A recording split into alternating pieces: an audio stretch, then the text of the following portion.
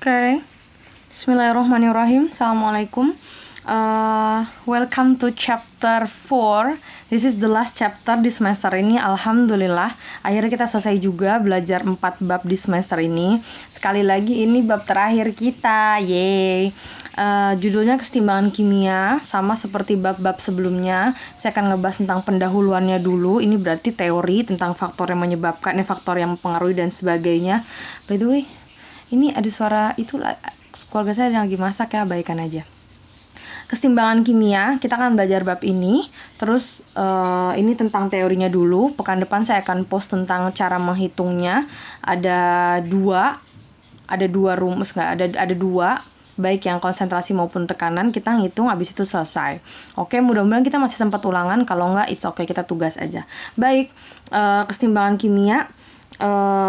Dalam bab ini saya mau kasih tahu dulu pendahuluannya bahwa reaksi kimia itu dibagi jadi dua berdasarkan arahnya. Ada yang namanya irreversible, ada yang namanya reversible. Apa bedanya Bu Erika? Kalau irreversible itu artinya berkesudahan.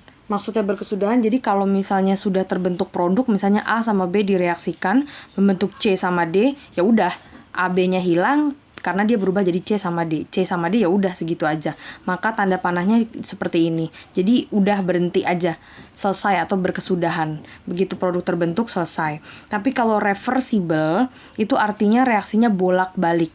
Reversible itu artinya reaksinya bolak-balik. Jadi kalau A sama B mereka bereaksi membentuk C sama D. Nanti kalau C sama D-nya udah penuh, udah banyak, AB-nya kurang, nanti C sama D-nya akan membentuk AB lagi. Jadi kembali lagi. Nanti kalau AB-nya terlalu banyak, mereka buat C sama D. Terus saja bolak-balik kayak gitu. Nggak berhenti. Sampai kapan? Sampai dia pada titik setimbang. Titik setimbang itu berarti reaksi dengan produknya nyaris sama. Nah, itu berarti sudah mencapai kesetimbangan kimia. Itu ya, jadi kalau reaksi reversible, itu tanda panahnya gini, bolak-balik. Setengah ke kanan, setengah ke kiri. Nah, nanti dalam kesetimbangan kita akan pakai kebanyakan yang ini. Oke. Lalu, tadi saya singgung keadaan setimbang itu kapan terjadi kalau dia kecepatan reaksi penguraian A sama B, kan mereka terurai, membentuk produknya, kecepatan reaksi produknya itu sama, berarti nanti terjadi setimbangan.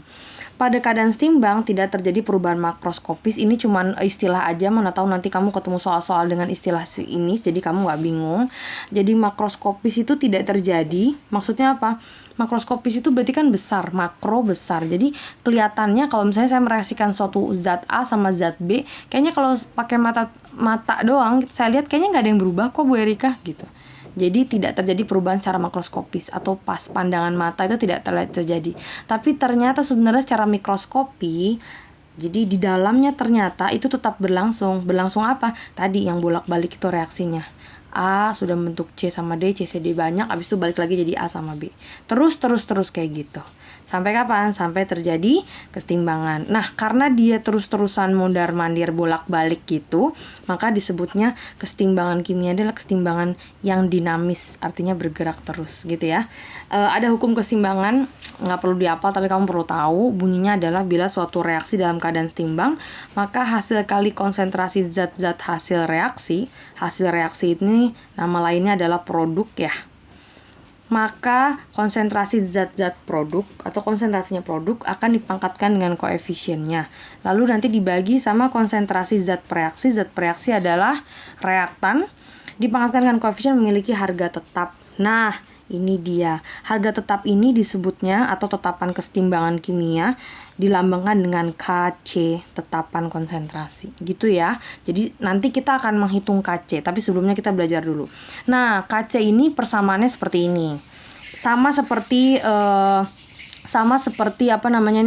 hukumnya. Misalkan saya punya reaksi A sama B, terus hasilnya adalah C sama D. Ini misalnya gini ya. Tuh. Panahnya gitu, artinya bolak-balik C sama D. Produknya kan C sama D, maka hasil kali produk nih, konsentrasi produk dipangkatkan dengan koefisien dibagi konsentrasi A sebagai reaktan dipangkatkan dengan M karena itu koefisien reaksinya dikali konsentrasi B dipangkatkan dengan koefisien. Sampai sini paham? Paham. Bisa? Nah, nanti soalnya seperti ini. Saya kasih contoh buat kamu. Saya kasih contoh buat kamu pertama misalnya kayak gini. Oh iya, ada beberapa aturan yang perlu kamu tahu. Ini saya tulis di sini aturannya. Aturannya adalah jika KC yang boleh ikut persamaan KC, hanya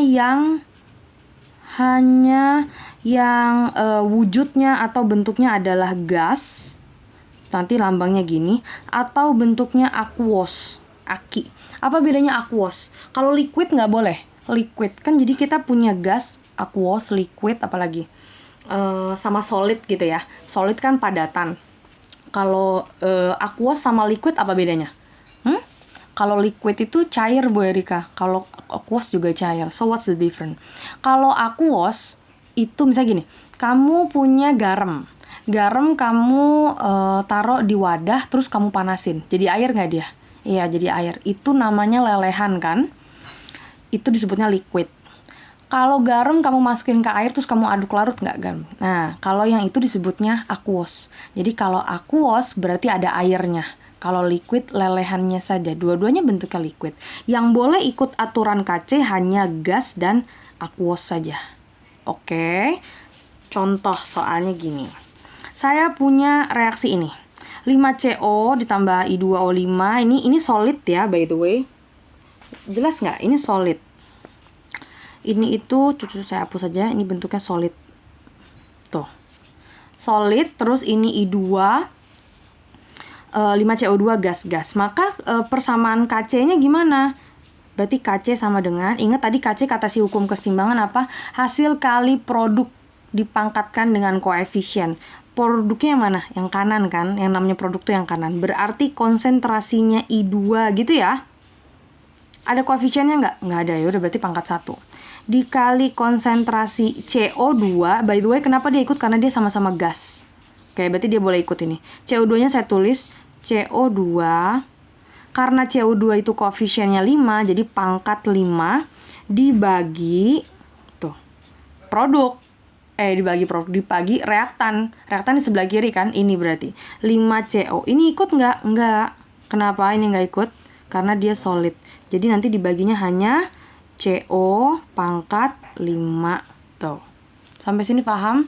Ingat cara membuat KC adalah tadi dibahas di sini. Hasil kali. Jadi hasil kalinya si produk. Ini produk dipangkatkan dengan koefisien dibagi hasil kalinya si reaktan dipangkatkan koefisien. Oke, ingat hanya boleh gas dan aquos saja. Oke, lanjut soal yang selanjutnya. Ada ini. Nah, kalau kayak gini kamu identifikasi dulu. Kalau ada yang solid langsung kamu coret, jadi nggak usah kamu ikutin dalam persamaan. Kenapa harus dicoret? Biar nggak salah. Kalau nanti otomatis kamu tulis lagi. Ini solid ya, berarti nggak ikut.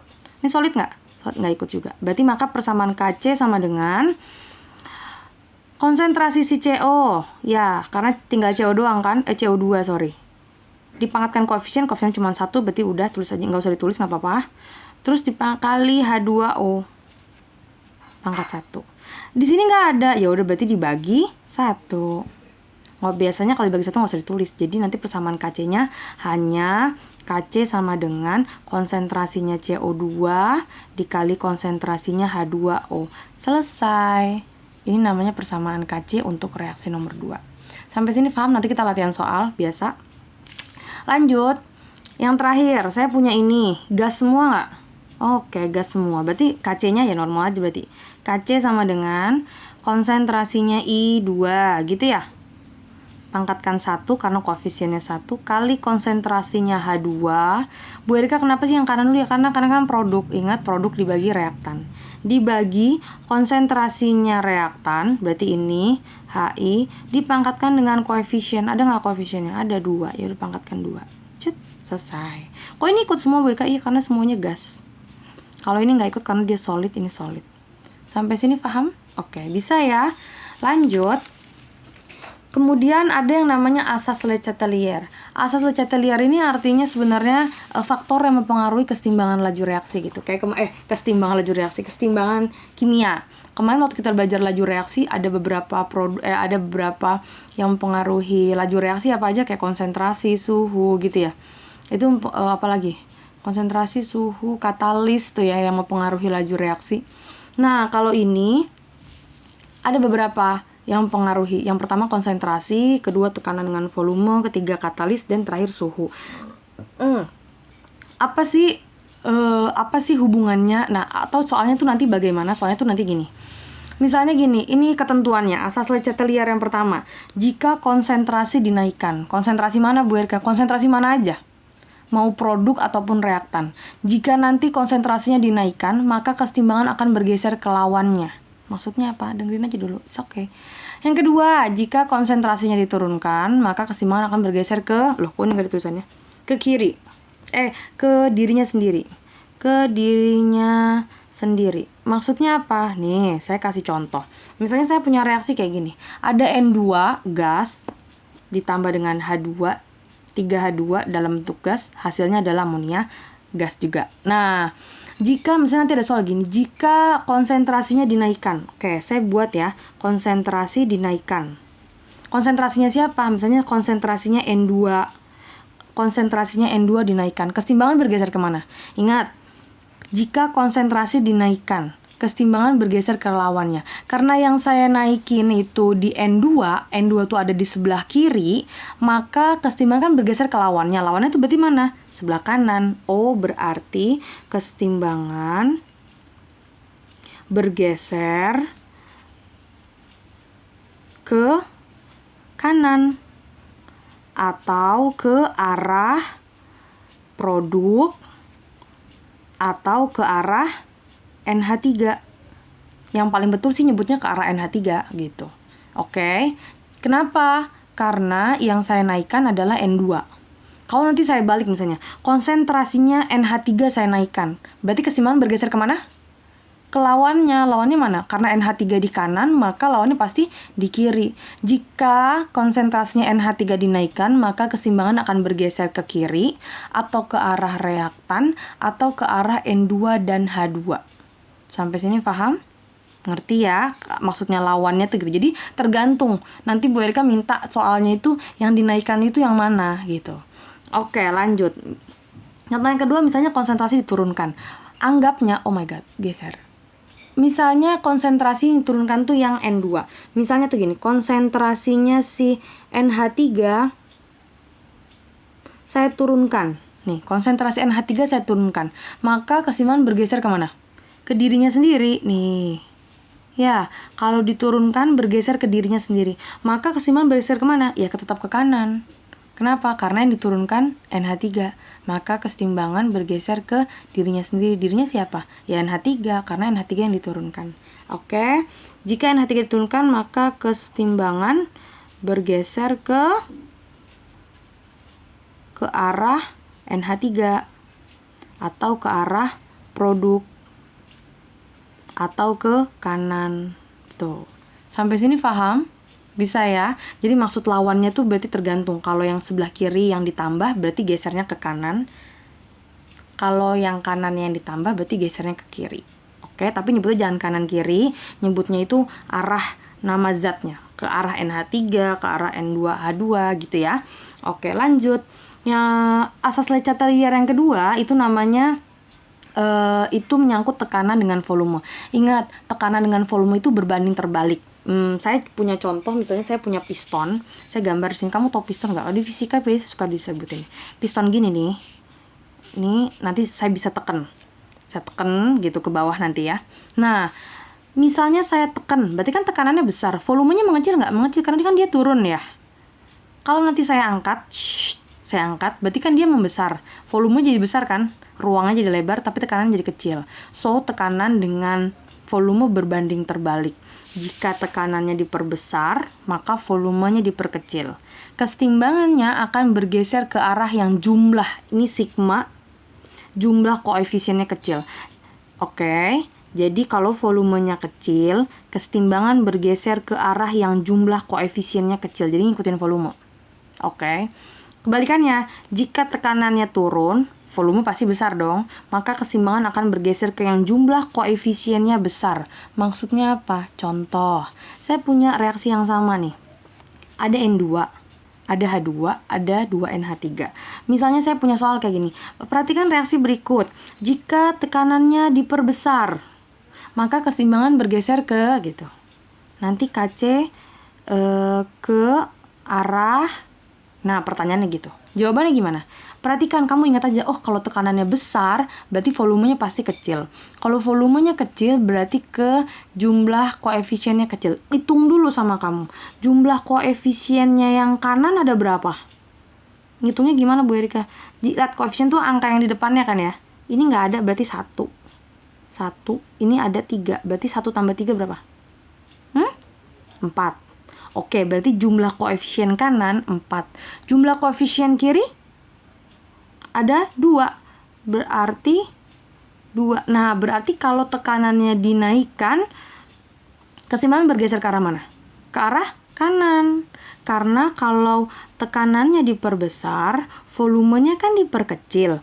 Maka keseimbangan bergeser ke yang jumlah koefisiennya kecil. Jumlah koefisiennya kecil tuh yang produk, karena dia cuma ada 2.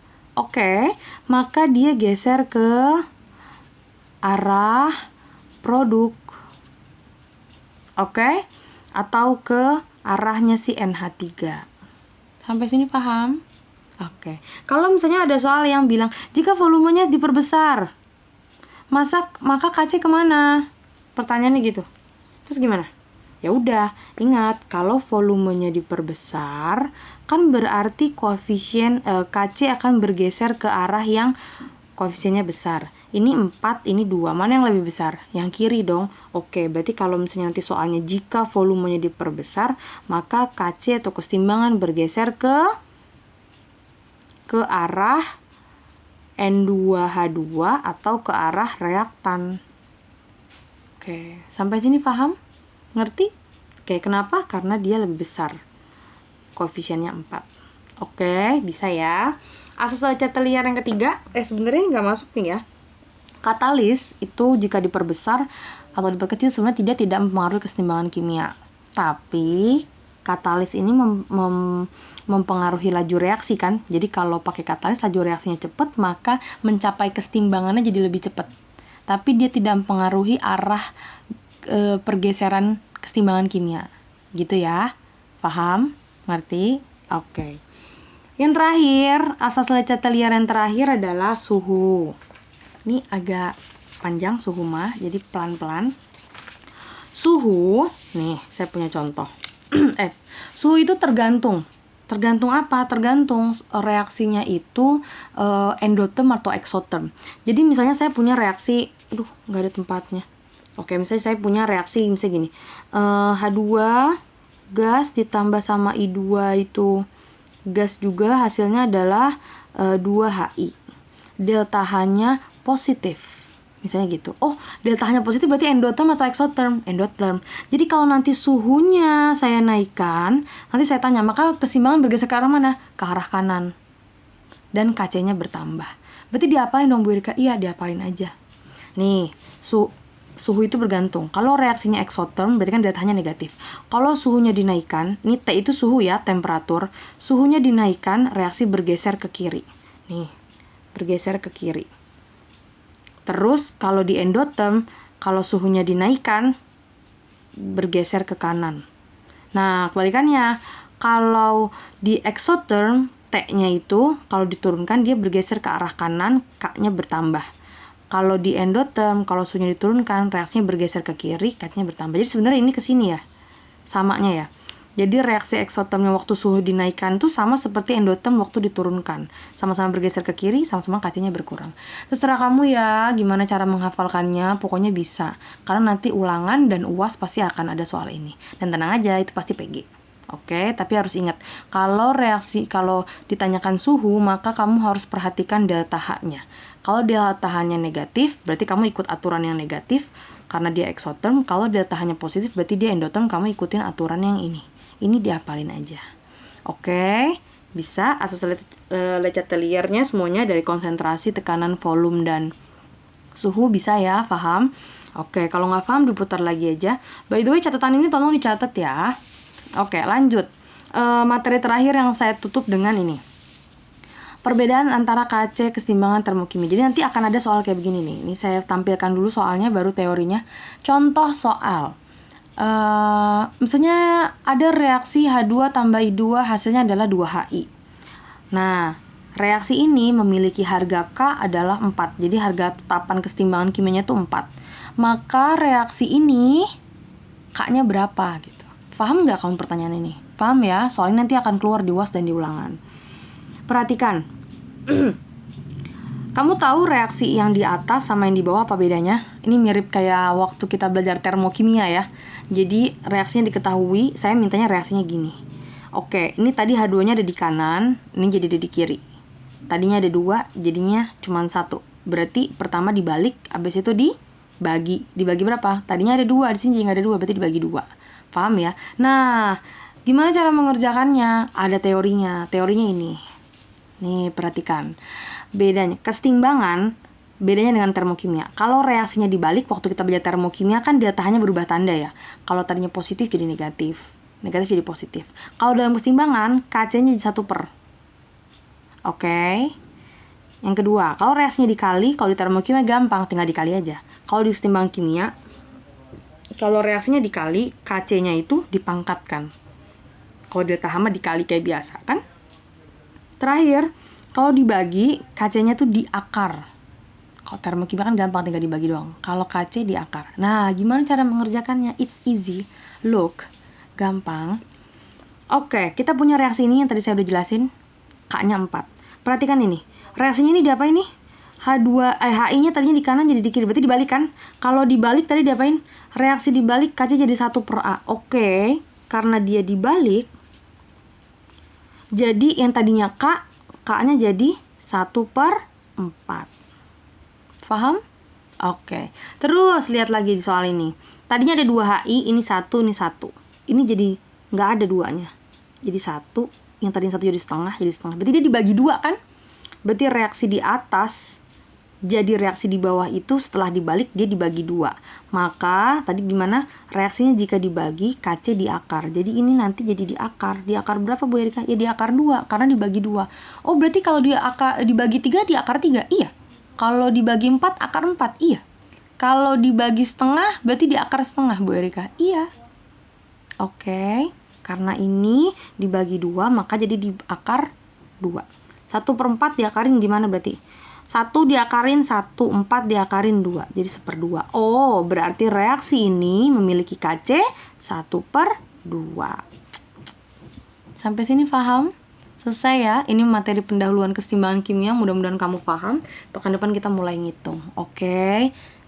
Assalamualaikum.